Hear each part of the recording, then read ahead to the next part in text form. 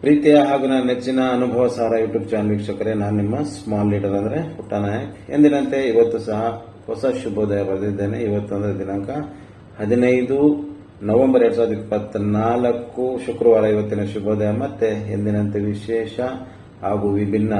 ಇವತ್ತು ಈ ಶುಭೋದಯವನ್ನ ಪ್ರತಿಯೊಬ್ಬ ವ್ಯಕ್ತಿ ಅಂದ್ರೆ ಚಿಕ್ಕವರಿಂದ ದೊಡ್ಡವರವರೆಗೂ ಕೇಳಿಸಿಕೊಳ್ಳಲೇಬೇಕು ಅಥವಾ ನೋಡಲೇಬೇಕಾದಂತ ಶುಭೋದಯ. ಅದೇನು ಅಂತೀರಾ? ಹಿಂದೊಮ್ಮೆ ಒಬ್ಬ ವಿದ್ಯಾರ್ಥಿ ಶಾಲೆಯಲ್ಲಿ ನನಗೆ ಕೇಳಿದ ಪ್ರಶ್ನೆ ಏನೆಂದರೆ, ಒಬ್ಬ ವ್ಯಕ್ತಿ ಅಥವಾ ಮನುಷ್ಯ, ಹುಡುಗ ಅಥವಾ ಹುಡುಗಿ ಯಾರಾದರೂ ದೊಡ್ಡವರ ಆಗುವುದು ಎಂದರೇನು ಅಂತ. ಇದು ನಿಜವಾಗಿಯೂ ಒಂದೇ ಪದ ಆಗಿದ್ರೂ ಈ ಪದದ ಹಿಂದೆ ತುಂಬಾನೇ ಅರ್ಥ ಇದೆ ಅನ್ನೋದ್ರಲ್ಲಿ ಅನುಮಾನನೇ ಇಲ್ಲ.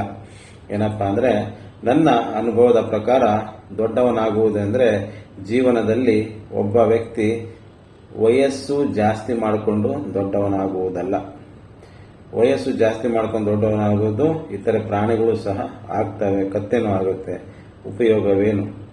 ಆದರೆ ವಯಸ್ಸು ಜಾಸ್ತಿ ಆಗುವುದರ ಜೊತೆಗೆ ಆ ವ್ಯಕ್ತಿಯಲ್ಲಿ ನಯ, ನುಡಿ, ನಾಜೂಕು, ನಮ್ರತೆ, ತಾಳ್ಮೆ ಹಾಗೂ ಇತರರಿಗೆ ಸಹಾಯ ಮಾಡುವ ಮನೋಭಾವ ಇರಬೇಕು. ಅದರ ಜೊತೆಗೆ ಯಾರಿಗೂ ಸಹ ಕೇಡನ್ನು ಬಯಸದೆ, ಇತರರ ಜೊತೆ ಪ್ರಾಣಿಗಳಂತೆ ವರ್ತಿಸದೆ ಮನುಷ್ಯರಂತೆ ಸಹಬಾಳ್ವೆಯಿಂದ ಬಾಳಬೇಕು ಹಾಗೂ ಮಾನವೀಯತೆಯಿಂದ ವರ್ತಿಸಬೇಕು ಎನ್ನುವುದು ಇದರರ್ಥ.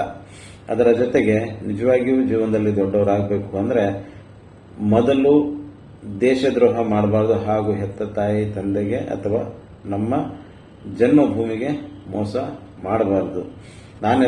ಎಲ್ಲರಿಗೂ ಹೇಳೋ ವಿಷಯ ಒಂದೇ, ಏನಪ್ಪಾ ಅಂದ್ರೆ, ನಿಮ್ಮ ಕೈಲಿ ಸಹಾಯ ಮಾಡೋಕ್ಕಾಗಿಲ್ಲ ಅಂದ್ರೆ ಪರವಾಗಿಲ್ಲ, ಆದರೆ ದೇಶದ್ರೋಹದ ಕೆಲಸ ಅಥವಾ ತಂದೆ ತಾಯಿಗೆ ಮೋಸ ಮಾಡುವ ಕೆಲಸವನ್ನ ದಯವಿಟ್ಟು ಮಾಡಬೇಡಿ. ಯಾರಲ್ಲಿ ಈ ಎಲ್ಲ ನಯ, ನುಡಿ, ನಮ್ರತೆ, ನಾಜೂಕು, ತಾಳ್ಮೆ ಮತ್ತು ಇತರರಿಗೆ ಸಹಾಯ ಮಾಡುವ ಮನೋಭಾವ ಹಾಗೂ ಒಳ್ಳೆಯ ಮನುಷ್ಯತ್ವ ಇರುತ್ತೆ, ಅವರಿಗೆ ವಯಸ್ಸಾಗಬೇಕು ಅಂತ ಏನಿಲ್ಲ. ಚಿಕ್ಕವರಿದ್ರೂ ವಯಸ್ಸಿನಲ್ಲಿ ಅವರು ನಿಜವಾಗಿಯೂ ಉನ್ನತ ಸ್ಥಾನದಲ್ಲಿ ಅಂದರೆ ದೊಡ್ಡವರಾಗಿರ್ತಾರೆ. ಈ ರೀತಿ ಯಾವುದೇ ಗುಣಗಳು ಇಲ್ಲದೆ ಬರೀ ದೇಶದ್ರೋಹ ಹಾಗೂ ಬೇರೆಯವರ ಮನೆ ಮುರಿಯೋ ಕೆಲಸ ಯಾರು ಮಾಡ್ತಾರೆ ಅವರಿಗೆ ಎಷ್ಟು ವಯಸ್ಸಾಗಿದ್ದರೂ ಸಹ ಅವರು ಕೀಳಾಗಿ ಇರ್ತಾರೆ. ಮತ್ತೆ ಅವರು ಇಂಥವರ ಎದುರು ಚಿಕ್ಕವರಾಗ್ತಾರೆ. ವಯಸ್ಸು ಜಾಸ್ತಿ ಆದ್ರೇನು ಸಣ್ಣತನ ಅಥವಾ ಸಣ್ಣ ಆಲೋಚನೆ, ಸಣ್ಣ ವ್ಯಕ್ತಿತ್ವ ಇದ್ರೆ ಅವರು ಜೀವನದಲ್ಲಿ ಯಾವತ್ತೂ ದೊಡ್ಡವರಾಗೋದಕ್ಕೆ ಸಾಧ್ಯ ಇಲ್ಲ. ಇದು ನನ್ನ ಅನುಭವದ ಮಾತಾಗಿತ್ತು. ನಿಮ್ಮ ಅನಿಸಿಕೆ ಅಭಿಪ್ರಾಯವನ್ನು ಕಮೆಂಟ್ಸ್ ಬಾಕ್ಸ್ ಹಂಚಿಕೊಳ್ಳಿ. ಧನ್ಯವಾದಗಳು.